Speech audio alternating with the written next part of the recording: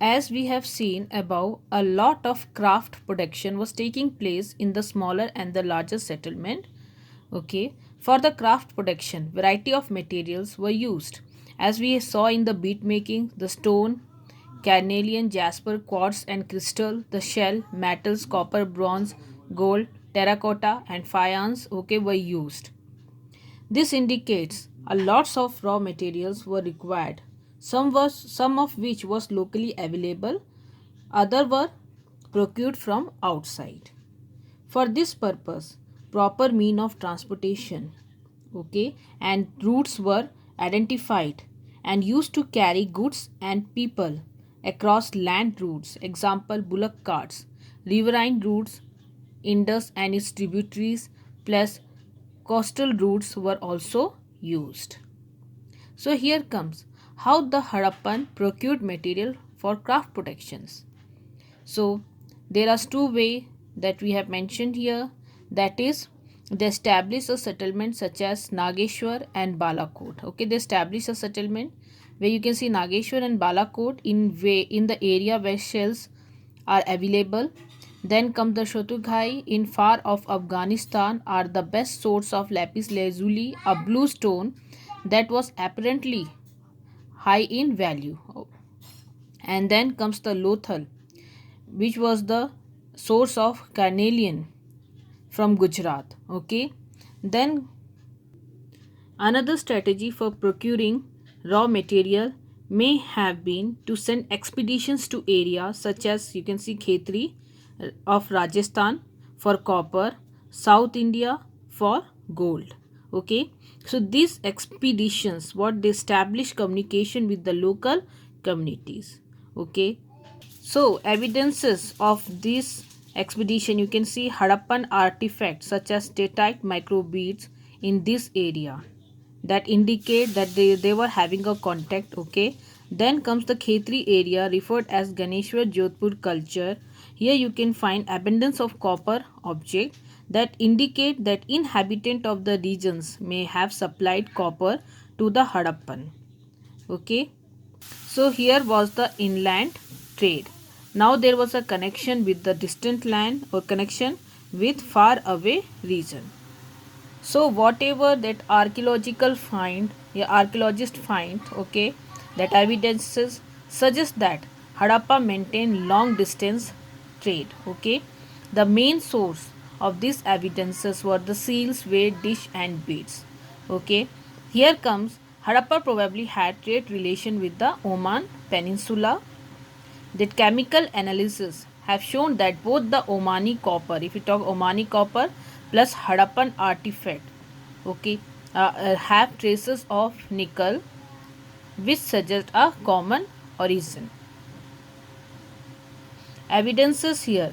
If we talk about the similarity between certain other types of object found at these sites, here is the large a Harappan jar, okay, coated with a thick layer of black clay has been found in Oman. Another trade relationship with the Mesopotamia, as the Mesopotamia text refers into contact with these regions named Dilmun, islands of Bahrain, Magan or Makan, Oman, and Mehlua, probably the Harappa region. So copper coming from this region, even in the Mesopotamia sites, contain traces of nickel, which we have seen in the Harappan and Oman, indicating there was a trade relations among these civilization. Mesopotamia text mentions product from Mehlua, carnelian, lapis lazuli, copper, gold, and variety of wood. Okay, so there is a myth for Mehlua in Mesopotamia text or inscription was, may your bird to be Heza bird, may it call be heard in the royal palace. Some archaeologists think the Heza bird was the peacock. Did it get its name from its call? If you calling them Heza, it get its name from its call, as the voices of the peacock is soothing yet powerful. It means that there is an evidences that prove that they had the trade relations with the Mesopotamia. The Harappan peoples used to trade with foreign land with the traveling through sea route. Either we talk about the Oman, Bahrain and Mesopotamia.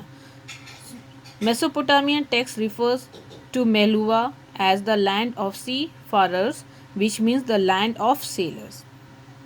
Beside these, we find the depictions of ships and boats on seal, suggesting that there was a time of maritime activities. Harappan did not use metallic money in their exchange. Most probably, they carried out of the exchange through barter and procured precious materials or matters from the neighboring areas, which indicate that this was one of the way of procuring metal. Okay, so here it is not likely that the seals which were found in great abundance were used as money because they were having large variation. Their purpose was probably to protect the package of good. So what they did was the knot on rope used for tying a bag containing good was affixed with wet clay on which one or more seal would be pressed. Intact seals on the knot during delivery indicated that there was no tampering done. Sealing also conveyed identify of the sender. So here you can see it was used for sealing or imprint, especially for the trade. The greatest artistic creation, if we talk about of the Harappan culture, was its seal. Every merchant or mercantile family had a seal bearing an emblem, often of a religious character, and a name or brief inscription is in. Okay, so the standard Harappan seal was a square or an elongated shape, usually made up of statite. Their primary purpose was probably to mark the ownership of a property, but they seem to have also served as amulet, lucky charm, or an object that protect a person from trouble. Were regularly carried by a person or by a owner. Okay, generally they depicted animals such as the bull, buffalo, goats, tiger, and elephant, or what appear to be scenes from the religious legend.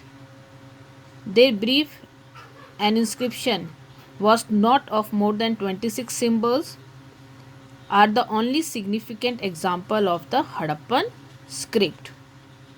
When we talk about the Harappan script, it's enigmatic, which is difficult to interpret. Okay, like the people of the ancient Mesopotamia, the Harappa invented the art of writing. Then comes as the Harappa script has not been deciphered.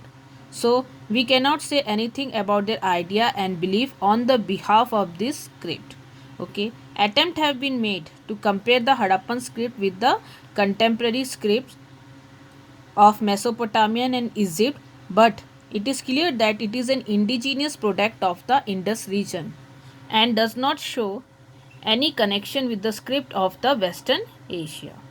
When we talk about the contain names and titles of honor, we discussed earlier also that every merchant or mercantile family, they will have a clear bearings on, have a clear have a seal bearing an emblem that we discussed earlier also. Now we talk about the animal motifs were there that conveyed masses to those who could not read. And now we talk about the script had about 375 to 400 characters, okay, which are evidently pictography in nature, and the direction of writing has been found from right to left, okay, and from left to right, which we call Brausto-Fendum. The writing was found on various objects, okay, seal, copper tools, rim of jars, you can see terracotta tablets, jewelry, bone rods, and ancient sign board. Here you see that considering about variety of writing, okay, variety of writing was there. If we talk about the 375 to 400 characters was there, was scripted, so can be concluded that there was literacy that the literacy was widespread during this civilization, in this civilization.